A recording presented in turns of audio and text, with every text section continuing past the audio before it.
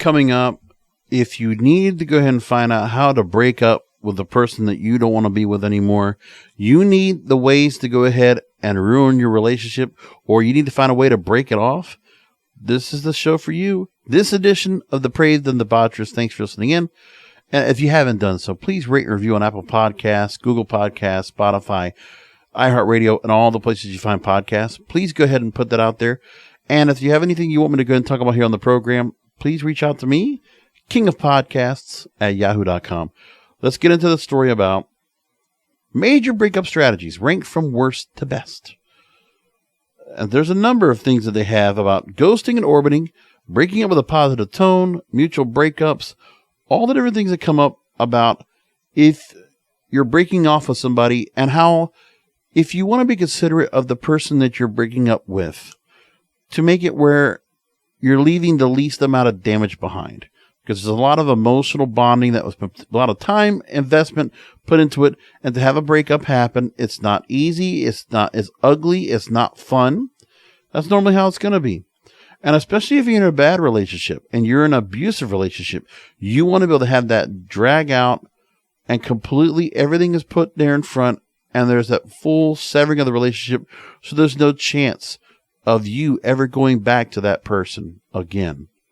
Because the whole idea of the breakups as well, you don't want to make it where you leave the door open for making up just because you think the makeup sex that they always say is going to be good, but it's just a temporary thing because things will go back to the original patterns as they were before.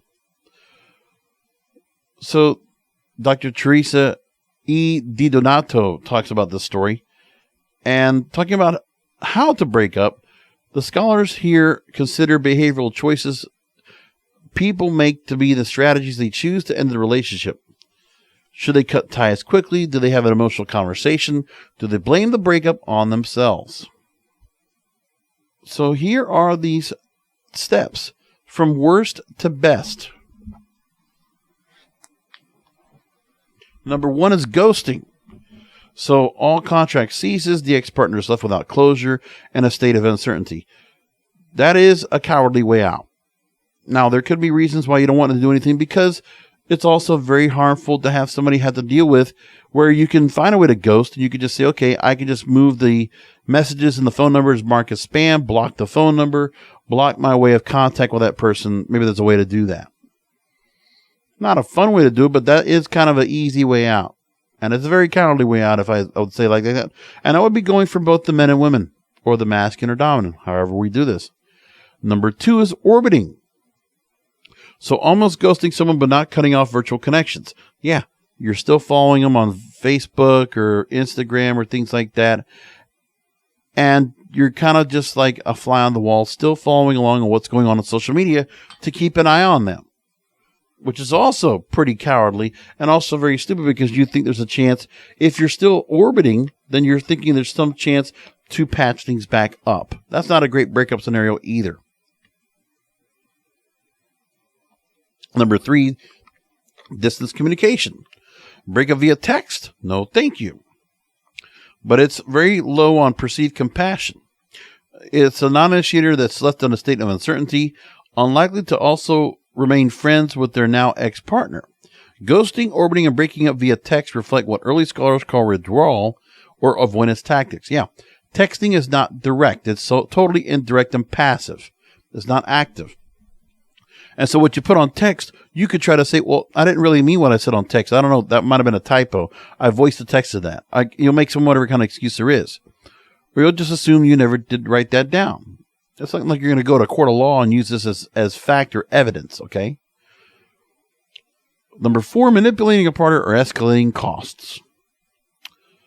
So why not make your partner want to break up with you? Yeah, the other way around. Make them do the breakup so you don't have to do it.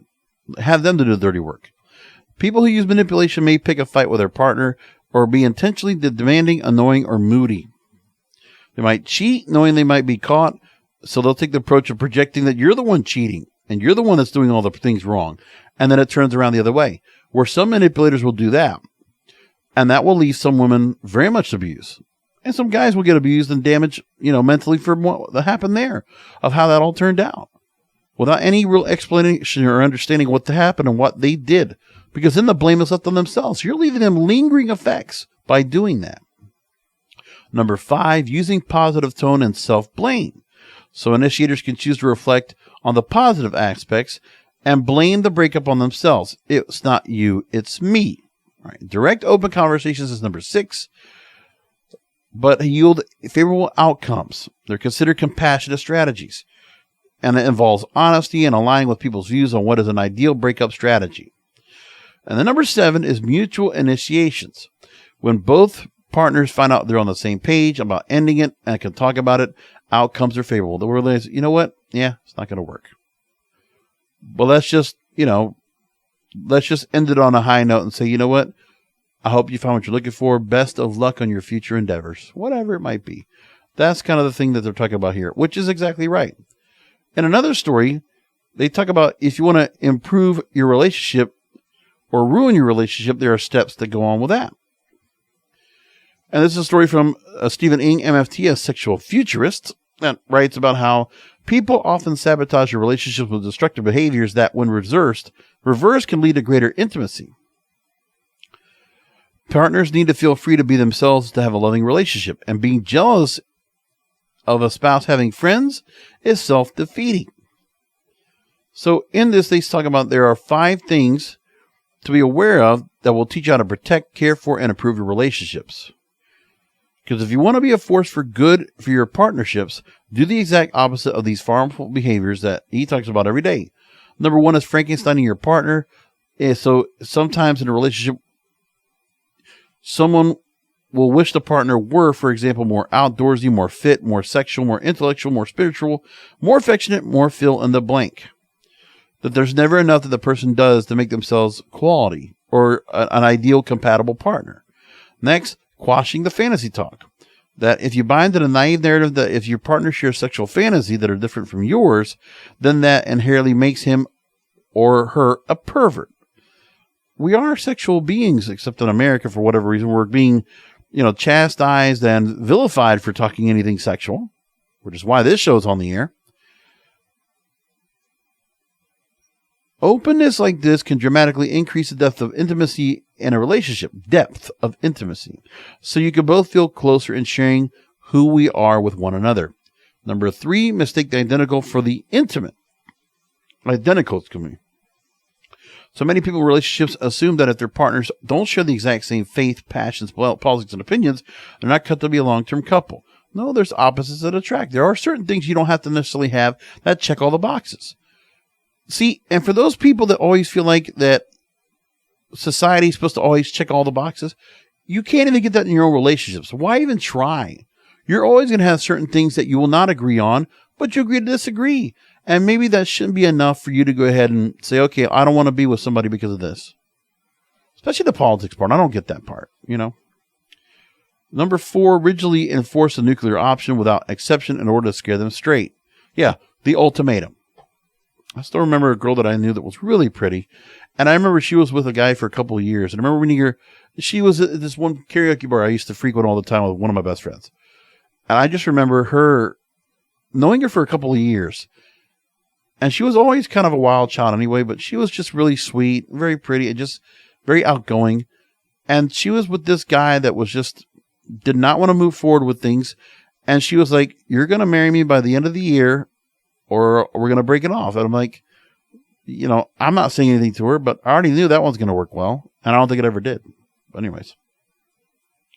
Number 5, disallow, discourage, and sabotage outside friendships. So it's common for couples to call one another their own best friends in life. And while it's fantastic to have a partner who is your best friend, it's also important to encourage friendships outside of a relationship. Yeah, you have to have other people in your life, yes. And being jealous of our spouse and having friends is self-defeating, as people who have loving friends are happier, more well-adjusted, and more engaged in other aspects of life, including romance. So there's the things to break things off, and then there are things to make things better. So keep all this in mind, and remember, don't judge everybody. Everybody is all flawed, and we're not perfect because we're all a little depraved and debaucherous.